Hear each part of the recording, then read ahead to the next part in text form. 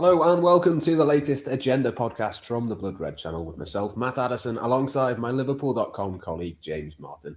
Liverpool, of course, made it through to the Champions League final by beating Villarreal on Tuesday night, but then it was over to Manchester City and Real Madrid in the second semi-final, with the Spanish side coming out on top after a simply remarkable game at the Bernabeu.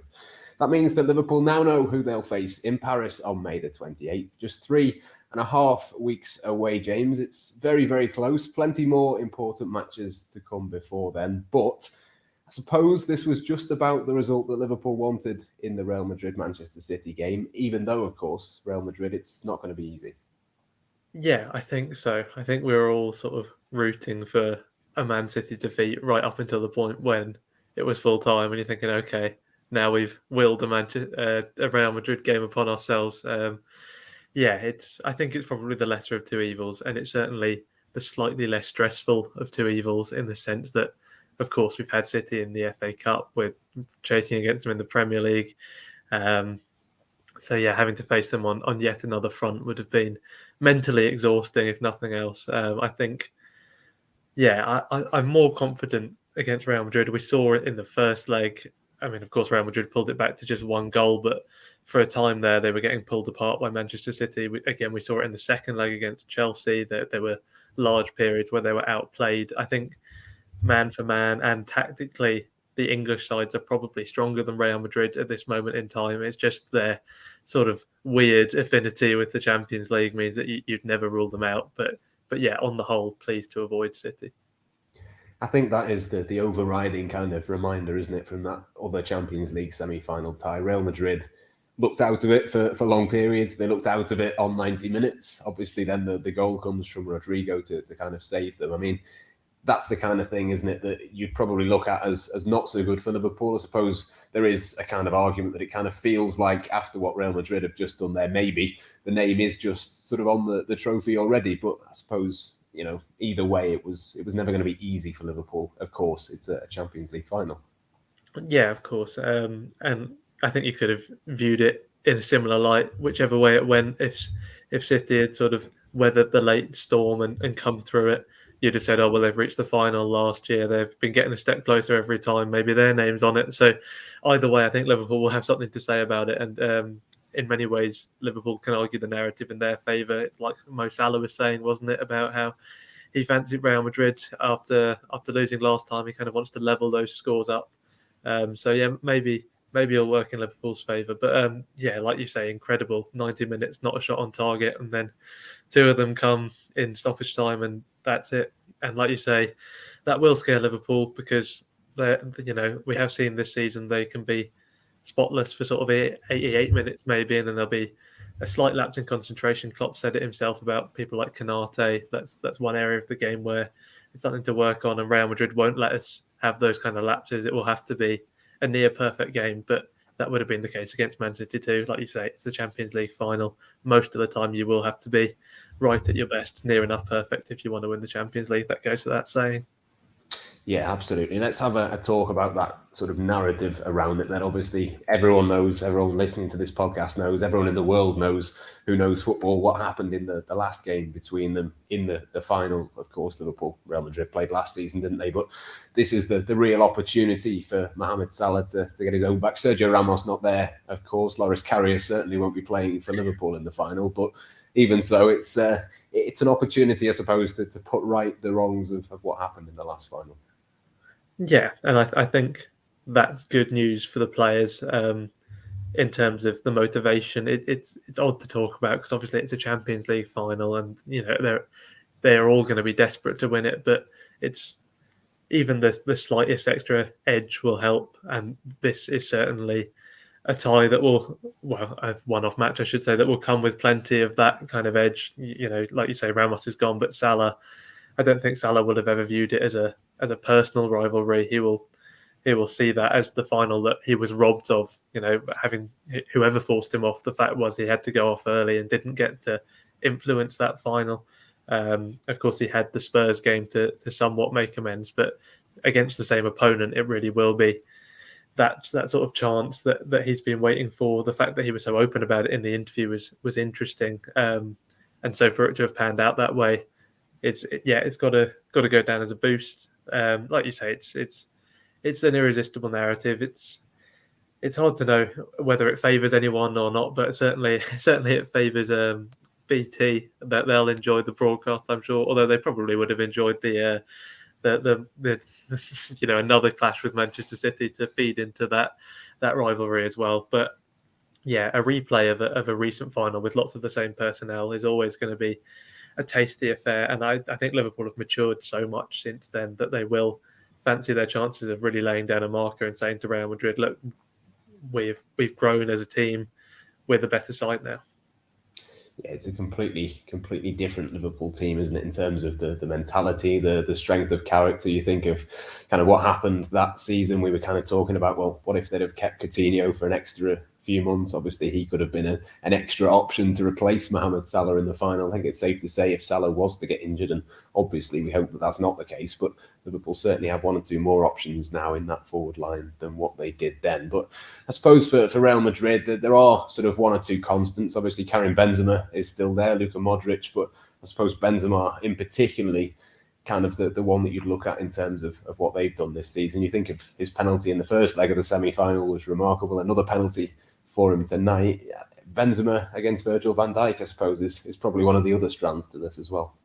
Yeah, definitely. It's particularly with the Ballon d'Or conversation probably not too far away.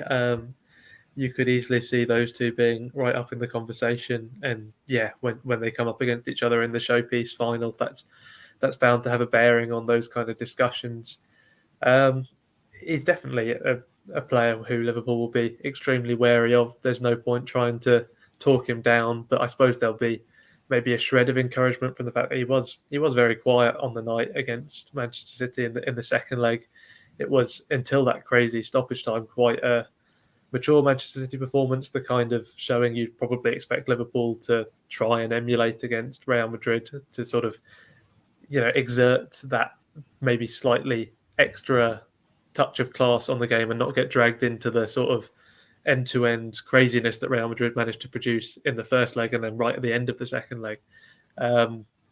But yeah, so it was in that chaos where Benzema's individual quality kind of shone. When the game was controlled, it was possible to keep him out of it, and that's what Liverpool will be hoping to do as a team rather than purely relying on Virgil van Dijk. But then the flip side of that is, yeah, you wouldn't expect a moment of madness from Van Dijk like we saw from Diaz, and that's ultimately why we're playing Real Madrid rather than Manchester City. So, yeah, I mean, there's no doubting that the individual quality of Van Dijk and, of course, whoever plays alongside him, Matip or Konate, is a big boost compared to potentially that what is still a problem area for Man City. I mean, Laporte's very good. Diaz, he had that amazing season, didn't he? I think he was voted player of the season or something like that, but he was certainly in the conversation for it. But even then, you felt as though he was the kind of centre-back who had that rashness in him, that error in him, and yeah, it's come back to bite them at the worst possible time. Yeah, Karim Benzema not the only obvious issue for Liverpool to have to deal with from a Real Madrid perspective. I think the midfield will be really interesting as well. Obviously, we've seen the passes from Luka Modric. One pass in particular during this Champions League campaign from him has been absolutely brilliant. And I have to say, I've been really impressed by Fede Valverde as well in that midfield. Not someone that I've seen a huge amount before this season in that Real Madrid team, but certainly looks like a top-class option. I think that's a really mouth-watering area of the pitch, isn't it, for this one? You think of the Liverpool midfield and how that might potentially look for this game, obviously coming up against the experience and the quality and the technical ability that Real Madrid have got. It's a bit of a cliche to say that that's where the game will be won and lost, but it does kind of feel a little bit like that. Yeah, an interesting one too, because we saw by the end of that Man City game that Real Madrid had kind of their new look midfield out on the pitch.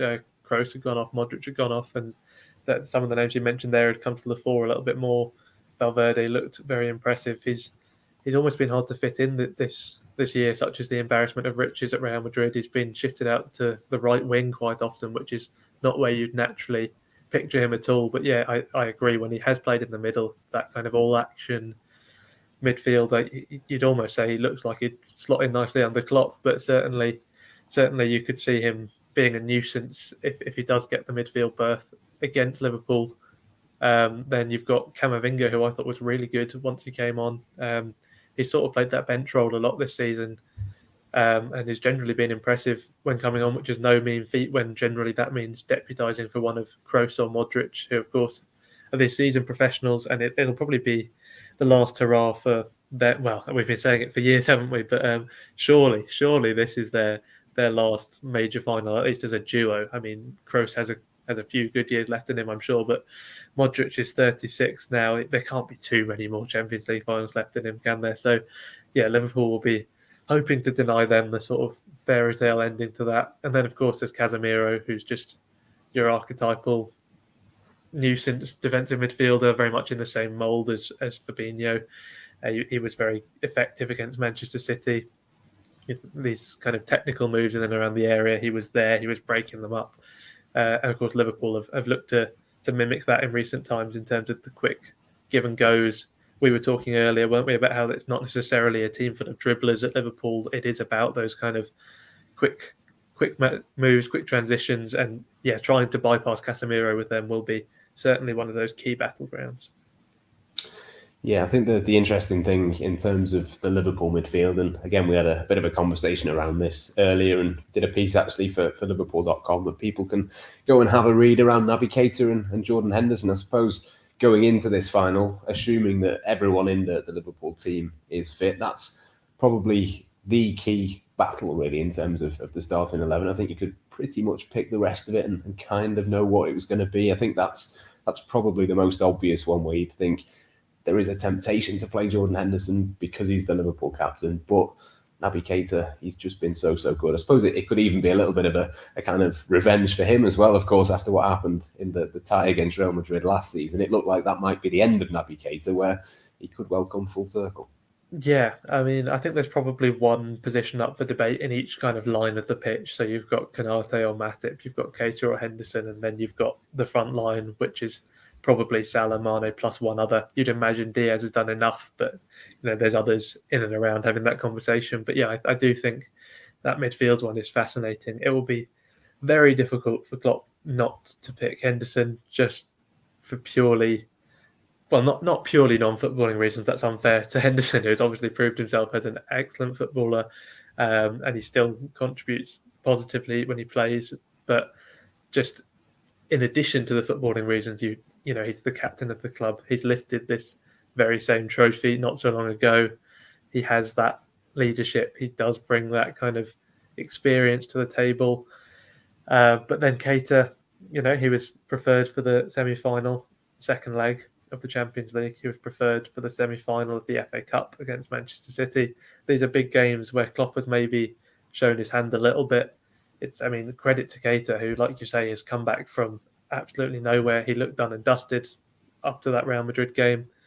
He's always looked fairly impressive. He's shown flashes of quality, but that game seemed to sum it up. When Klopp was able to call on him, because he will be out of rhythm. Sometimes he just didn't seem to pick up the way Liverpool played, and he seemed to offer more risk than he did reward. And yeah, as you say, that resulted in him being hooked in that game.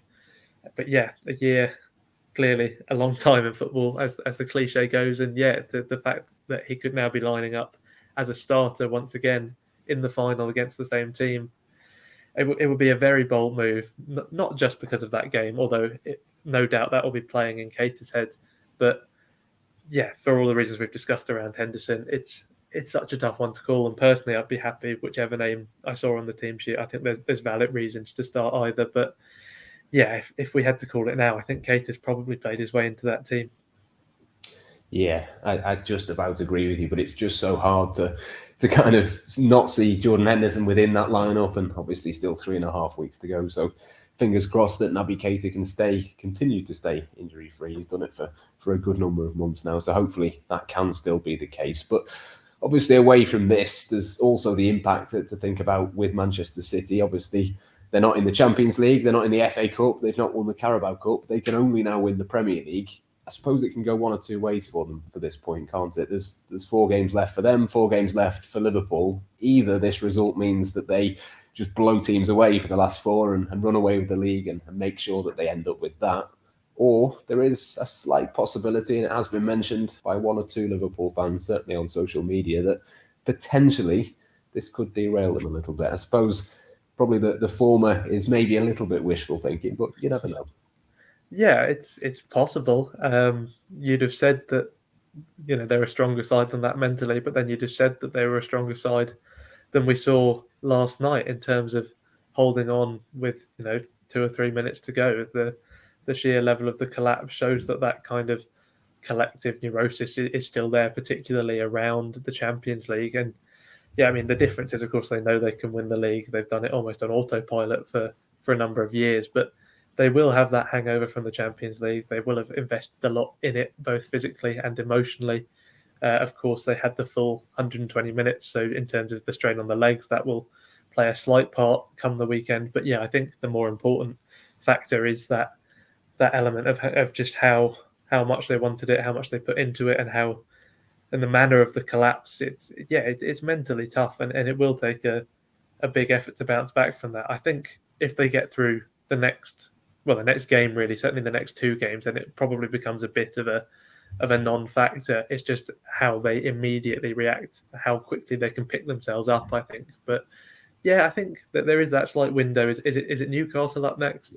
Newcastle at home on Sunday, so you'd fancy them in that one, but you never know. You would, but I feel like it's one of the ones where you were looking at it a few games ago, not thinking about the Champions League and thinking, well, they're probably not going to drop points in any of these remaining games, but Newcastle have been a bit of a nuisance to a number of teams lately. They're a much better team than when they played Man City the first time around.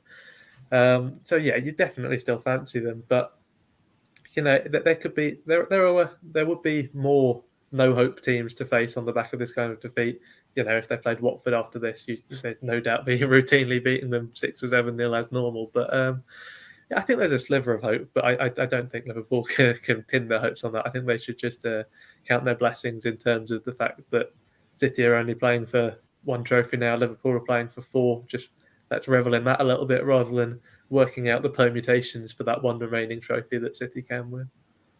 Yeah, absolutely. I think one of the important things, certainly if City had have got through to the final, I would have been looking at the injury to Kyle Walker. It looked like they rushed him back a little bit too soon. He managed about an hour tonight, then went off injured. That could have been really important, because I think we've sort of seen that with City playing the top teams. You saw at Wembley, Liverpool managed to exploit them on that side with the pace. Obviously, if Kyle Walker's there, they couldn't do that. We saw that last week in the Etihad game with Vinicius being able to get in behind, and I suppose that could have been important. Is that important, do you think, in the Premier League as well? Is there a bit of a weakness within that, or is that maybe just only reserved for when you play the absolute top teams and the ones with Luis Diaz's pace, for example, to get in behind you?